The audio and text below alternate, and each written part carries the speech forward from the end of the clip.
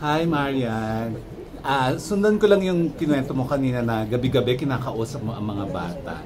May natatandaan ka ba na nakakatawa o nakakatuwang ikinuwento ang isa man dun sa dalawa tungkol sa nangyari sa kanila sa school, na tawang-tawa ka o hindi mo malimutan? Masyadong madami. So pag kinuwento ko, kahit yung anak mo, madami ka sa Yung pwede mo lang ikwento. Yung pwede mo lang ikwento. Yung pwede mo lang ikwento na naaliw ka. Naaliw ako. Ang dami. Hindi ko maisa-isa kasi everyday, ang dami nilang kinukwento sa akin na nakakatuwa, na nag-open up sila sa, especially with Zia. Si Zia kasi malaki rin. So mas marami siyang experience, mas marami siyang natututunan, marami siyang questions sa akin. So may mga ganon.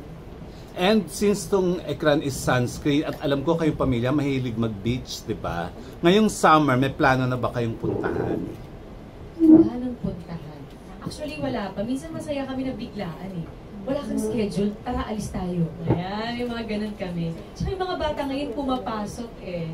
So, pag may mga sem break yan, baka na. Lugar na hindi nyo pa napupuntahan na gustong-gusto mong puntahan? Lugar? Actually, napuntahan na namin, pero gusto kong ibalik uli kasi gusto namin bisitahin yung tatay ko. Kasi hindi pa niya nakikita si Sixto, si Zia lang yung nakita niya. So baka kung mayroong pagkakataon na mukhang malabo naman. Pero yun yung siguro bibigyan ko ng chance na makapunta kami sa Spain. Ayun. Last question, Marian, medyo iba. Kung papipiliin ka, box office or best actress? Both! Thank you! Bawal mamili. Thank you, congratulations. Thank you po, Sir Romel. And now, last question.